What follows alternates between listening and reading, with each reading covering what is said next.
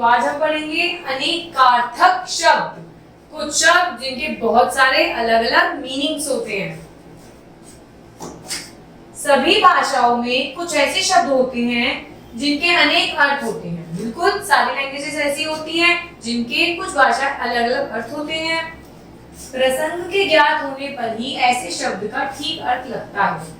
कुछ अनेकार्थी शब्द नीचे दिए जा रहे हैं जिनके बारे में अब हम पढ़ेंगे और वीडियो के लास्ट तक बने रहेंगे ताकि हमें इन शब्दों का अच्छे से ज्ञान हो सके।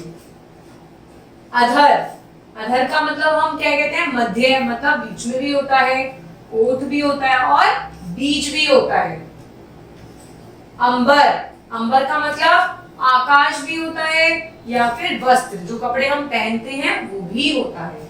शब्द एक, अर्थ अनेक। अर्क, अर्क का मतलब सूर्य भी होता है, निचोड़ भी होता है और आंख का एक पौधा होता है, उसको भी हम अर्क कह सकते हैं। अंतर, अंतर का मतलब हृदय भी होता है, दूरी भी होता है और भेद भी होता है, किसी चीज में अंतर करना। अचल, अचल होता है ना चलने वाला, और पर्वत क्या होता है, जो चलता ही नहीं है, तो पर्वत को हम अचल भी कह सकते हैं। और अचल हम किसी और शब्द के लिए भी यूज कर सकते हैं जो चलता ना हो। आम, आम एक प्रकार का फल भी है, और यदि हमें किसी चीज को कहना हो कि ये चीज बिल्कुल साधारण है या फिर आम है। आगम, आगम मतलब भविष्य शास्त्र भी या फिर आने वाला, या फिर कोई भी आने वाला है। इंदु का मतलब कपूर भी होता है जो हम पूजा में इस्तेमाल करते हैं, और चंद्रमा भी होता है जो हमारा चांद होता है, उसे हम इंदु भी कहते हैं। उल्लास, उल्लास का मतलब आनंद भी होता है, और पुस्तक का अध्ययन करना भी उल्लास कहलाता है। उत्तर, उत्तर का मतलब होता है किसी प्रश्न का उत्तर देना या फिर दिशा। उत्तर पश्चिम, पूर्व पश्चिम की दिशा भी हो गई, या फिर किसी चीज का जवाब देना। कनक, कनक का मतलब सोना भी होता है, धतूरा भी होता है जो भगवान शंकर पे चढ़ाया जाता है, और गेहूं भी होता है जो हम खाते हैं। काल, काल का मतलब समय भी होता है, और ऐसा भी तो हम कहते हैं ना कि तेरा काल आ रहा है, इसका काल आ रहा है, मतलब इसकी मृत्यु आने वाली है। कर, कर मतलब हमारे हाथ को भी हम कर कहते हैं, हाथी को भी कर कहा जाता है जो एक एलिफेंट होता है।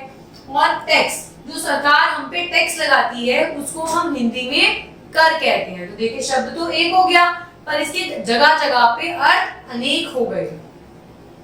कर्ण मतलब कान भी होता है, कुंती के पुत्र का नाम भी कर्ण था, और समकोण के सामने वाली भुजा भी कर्ण कहलाती है। खग, खग का मतलब पक्षी भी होता है और तीर भी होता है। खर का मतलब गधा भी होता है और तृण भी होता है। गौ का मतलब गाय भी होता है, काऊ, और कि कोई धाम, उसको भी हम गौ कह सकते हैं। घन, घन का मतलब बादल भी होता है जो ऊपर आसमान में होते हैं, और हथौड़ा जिससे हम कोई चीज ठोकते हैं, तो घन के दो अर्थ। चाल मतलब गति, कि किस चाल से चल रहा है, तेज गति, तेज चाल है, धीमी चाल है। रीति, कि वो काम किस तरीके से होता है, उसको भी हम चाल कहते हैं। और रस्म, रस्म का मतलब भी रीति होता है और रीति का मतलब भी रस्म होता है। चक्र मतलब चक्रा भी होता है, पहिया भी होता है किसी चीज का, या फिर सुदर्शन चक्र जो भगवान विष्णु के हाथ में था वो भी सुदर्शन चक्र कहलाता है। चपला मतलब लक्ष्मी, चंचल और बिजली, तीनों मतलब है इसके। लक्ष्मी जी का नाम, लक्ष्मी जी को भी हम चपला कह सकते हैं क्योंकि वो कहीं भी टिकती नहीं है। चंचल किसी चीज को वो कहते हैं ना कोई बच्चा कि बहुत चपला है ये, तो इसका मतलब ये बहुत ज्यादा चंचल है। और बिजली को भी हम चपला कहते हैं। जलज, कमल को भी जलज कहते हैं, मोती को भी जलज कहते हैं, मछली भी कहा जाता है, चंद्रमा को भी हम जलज कह सकते हैं। जीव, आत्मा, प्राणी, बृहस्पति, जीविका, तो जीव के कितने सारे अलग अलग मतलब हो गए। ज्येष्ठ मतलब बड़ा भी होता है, श्रेष्ठ भी होता है, पति का बड़े भाई को भी हम ज्येष्ठ कहते हैं, और माँ का नाम, कोई एक महीने का नाम भी हिंदी में ज्येष्ठ कहलाता है। तो देखिए शब्द तो एक है लेकिन अलग अलग जगह पे कितने अलग अलग होते हैं। जड़, मतलब मूल भी कहा जाता है किसी चीज का मूल होना, और मुख भी कहा जाता है। तारा एक नक्षत्र, तारा एक नक्षत्र भी है। आंख की पुतली जो होती है ब्लैक कलर की, उसे भी हम तारा कहते हैं। और बाली की स्त्री का नाम भी तारा ही था। तात का मतलब पिता भी होता है, भाई भी होता है, मित्र भी होता है, पूज्य भी होता है, प्रिय पुत्र भी होता है। तो तात के कितने सारे रिश्ते होते हैं जिसे हम तात कह सकते हैं। दल, दल का मतलब समूह भी होता है, पत्ता भी होता है, पक्ष भी होता है, पत्र भी होता है। द्विज, द्विज को हम कहते हैं ब्राह्मण, दांत, पक्षी, चंद्रमा। ब्रह्मा के पुत्र का नाम भी द्विज था। तो शब्द एक, अर्थ अलग अलग जगह, कितने सारे, अनेक। धात्री, धात्री हम माँ को भी कहते हैं। आंवला जो कि उसके खाने में काम आता है उसे भी कहते हैं, आंवले का पौधा भी होता है। पृथ्वी, अपनी धरती को भी हम धात्री कहते हैं जिसमें हम रहते हैं। और धाय, स्त्री को भी हम धात्री कह सकते हैं। नाग, नाग को हम पर्वत को नाग कहा जाता है, वृक्ष भी और नगीना। नाक, नासिका, प्रतिष्ठा और स्वर। कहते हैं ना मेरी नाक बहुत बड़ी है इस जगह पे, तो मतलब प्रतिष्ठा बहुत बड़ी है। पय मतलब दूध, पानी, खीर, तीनों को हम पय कह सकते हैं। पद, पैर, पद, चरण, ओहदा, किसी चीज का ओहदा, मतलब प्रधानमंत्री का क्या है, पद है, तो एक ओहदा हो गया। छंद का एक चरण भी है, पद। पत्र, पंख, पत्ता, चिट्ठी। पाद मतलब चरण भी होता है, अंग भी होता है और पैर भी होते हैं। पतंग, पतंग को हम सूरज भी कहते हैं, पतंगा भी कहते हैं, गुड्डी भी कहते हैं। प्रभाकर मतलब सूरज भी, पंजाब में प्रयाग की परीक्षा होती है उसे भी प्रभाकर, मतलब पंजाब में और प्रयाग में एक तरीके की परीक्षा होती है, एक टेस्ट होता है जिसे हम प्रभाकर कहते हैं। पयोधर मतलब बादल, स्तन, गन्ना, पाल, पर्वत। चार चीजें हैं जिसे हम पयोधर के नाम के में इस्तेमाल कर सकते हैं, मतलब उनका यही होता है। फल मतलब किसी चीज का फल मिलना, तो नतीजा।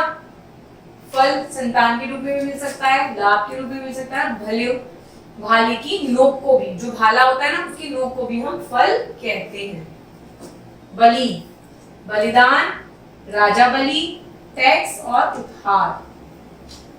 बेर एक फल का नाम है, और बेर मतलब कहते हैं ना ये कितनी बेर हो गया, तो मतलब कितनी बार हो गया, how much time it will done. मान मतलब सम्मान, मूल्य या फिर नाप तोल। मुद्रा धन, छाप, आकृति, अंगूठी। चार शब्द हैं, मुद्रा के रूप में इस्तेमाल कर सकते हैं। रस का मतलब सार, स्वाद, आनंद, जल। राशि मतलब समूह, एक तरीके का गैदरिंग। ज्योतिष शास्त्र में वर्णित 12 राशियां, 12 राशियां होती है हमारे ज्योतिष शास्त्र के हिसाब से, तो वो भी राशि होती है, या फिर समूह को भी हम राशि कह सकते हैं। वर, वर का मतलब दूल्हा, जैसे वर वधू होता है तो वर का मतलब दूल्हा भी हो सकता है। किसी चीज का वरदान भी हो सकता है, या फिर कोई चीज बहुत ज्यादा श्रेष्ठ, मुख्य भी हो सकती है, तो उसे भी हम वर कहते हैं।